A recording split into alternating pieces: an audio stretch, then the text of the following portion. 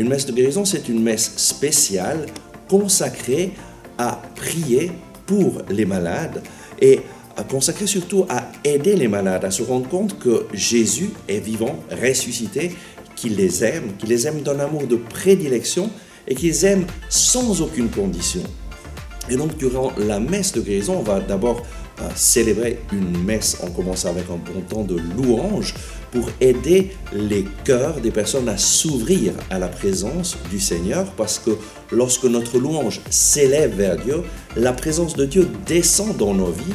Lorsque les personnes louent le Seigneur de tout leur cœur et le remercient pour tous ses bienfaits, ils s'ouvrent à la présence vivante de Jésus ressuscité. Et Jésus ressuscité peut commencer à agir dans les cœurs, dans les corps.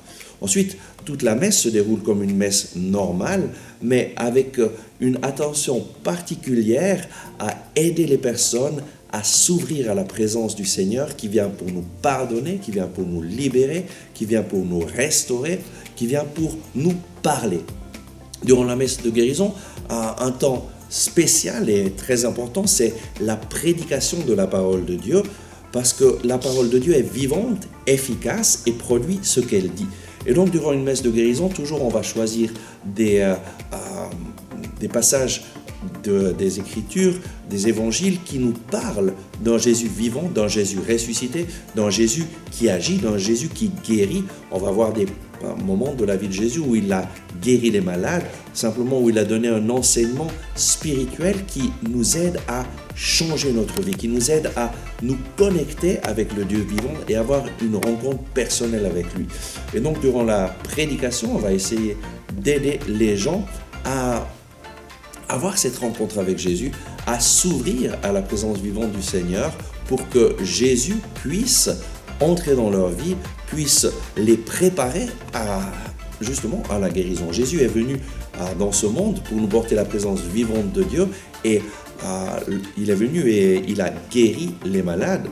Saint Pierre dit qu'il a passé partout en faisant le bien et en détruisant les œuvres du diable, en libérant les personnes qui étaient tombées sous l'emprise du mauvais.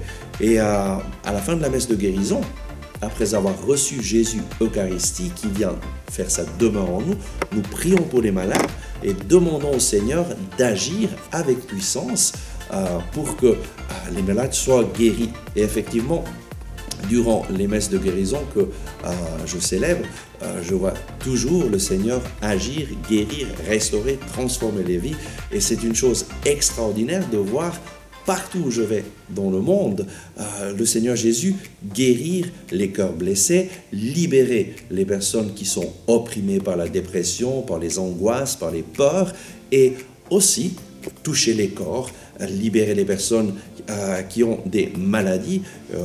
Il y a très souvent le Seigneur guérit des personnes qui ont des grandes difficultés à marcher, guérit les genoux, guérit les jambes, les pieds, guérit les personnes de cancer. Alors, nous avons beaucoup de témoignages de guérison de cancer. Le Seigneur guérit les sourds, guérit les personnes qui sont aveugles, qui ne voient pas ou qui voient mal. Vraiment, durant la messe de guérison, il y a des guérisons de toutes sortes, des personnes qui n'arrivent plus à ouvrir leurs mains, à lever leurs bras. Le Seigneur intervient, les restaure. Et donc, je vous invite à une messe de guérison où vous allez voir le Seigneur agir, vous renouveler, vous transformer et vous guérir.